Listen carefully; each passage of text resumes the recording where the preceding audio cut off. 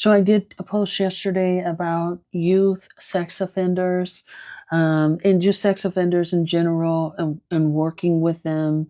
And this person says many of these facilities do not support their staff properly and they don't pay well, which contributes to the high turnover. Hi, my name is Dr. Natalie Jones. I'm a licensed therapist. And I want to say I absolutely 1000% agree with your statement. I cannot emphasize this enough. I think, when people apply for jobs, sometimes they have rose-colored glasses on, and they think that they're getting one thing, and then when they come into a place that works with folks like this, they get the shock of their life, and they're like, And a lot of times, at least in my experience, when I've worked at places, corrections included, I was just thrown in there. So, there wasn't like a lot of hand holding. I remember even, just as a little aside, I remember they, tried to set me up with a woman to train me in corrections. And she's like, I really don't want to train you. I don't feel like it. I don't have time. Nobody asked me to, and I'm really not getting paid for that. And she just kind of got up out of the situation, and she let me know that I was like, her being saddled with training anybody was she didn't it was an inconvenience she didn't want to be bothered with.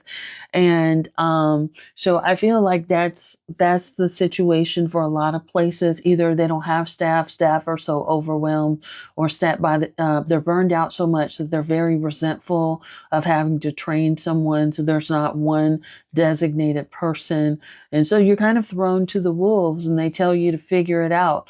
And this is especially true if you are a new staff member and people find out that you were brought on making more money than people that were already there. Oh my God, the fangs come out. But people just feel mad about it anyway, because they're like, I have to do all this documentation. I have to do all these trainings online versus the LMS system. So there's a lot of stuff that goes on behind the scenes. And in particular with group home staff, another reason why I left, working with group homes, with highly acute youth and youth offenders, is because, they're employing people that are elderly. They're employing people that really don't give a damn about this job. There's people that are they have low motivation, low morale, and they're also not, how can I say this? They don't have the physical capacity. If a child does go, if they lose it and they all of a sudden they want to square up, these are people that are not going to fight that fight because they're not getting paid a lot of money. So this wasn't a high paying job. So when people aren't paid well, their benefits aren't great, they're just going to do their 8 and skate. They're just going to do what they got to do the bare minimum. They're not going to necessarily do the documentation. However, a lot of these agencies really want um, they really want all of this loyalty and all of this dedication and hard work from people that, they're getting disrespected left and right, by the youth that they may support. But they're just not getting paid well. But they also might get, I saw a lot of disrespect between management and leadership staff with the employees, where they would talk down to them, and they would just, they would beat them up every time they came in.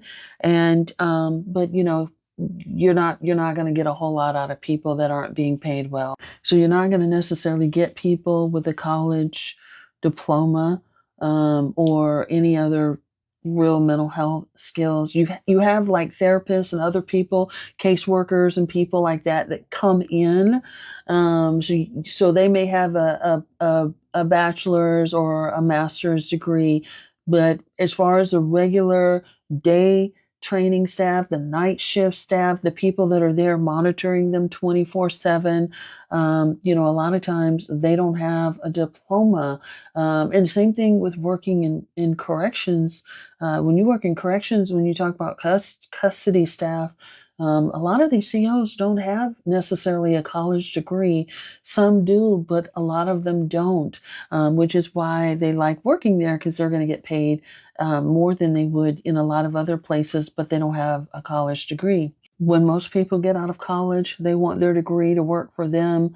They've worked hard for their degree, their diploma, and so they want to go somewhere where they're respected and where they're valued, and let's face it, where they can make the money that they need to make in order to pay back student loans and stuff like that. When I worked there, I was working multiple jobs at the time, I believe. But I was one of the few people there with, with an advanced degree. But that's not a common thing. But I knew right when I came in, I have an expiration date, just because they don't provide support. So, and a lot of times too, the other thing that will tend to happen, which nobody prepares you for. Some of these places, they will do things that are unethical. So part of the things that they do that are unethical is they bring on more clients than what they have staff on hand for, because they want to get that money. They want to fill up that bed space. So that bed space, they might make $1,000 or so on that bed per night. So they're going to want to fill up those rooms because top management is making that money.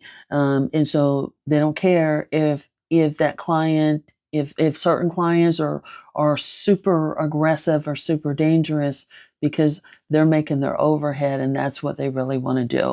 I'm not sure if that's still a thing, but you know, I I just remember, like, when I worked at places like that, community care licensing, which is the licensing body in California.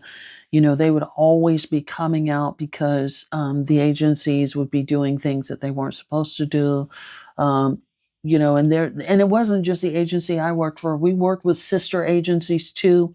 So again, a lot of the sister agencies that have difficult clients that they can't keep, they would try to work together. But there were a lot of stories on the news about kids that go AWOL and get into all kinds of stuff, with a lot of the agencies that we worked with, just all kinds of stuff. I mean, it would, and when it gets on the news, usually that means it's gotten way out of hand at the agency, and it's like, you know, people know about it, but they kind of just keep their head down and just do their eight and skate. So, thank you so much for putting this out there.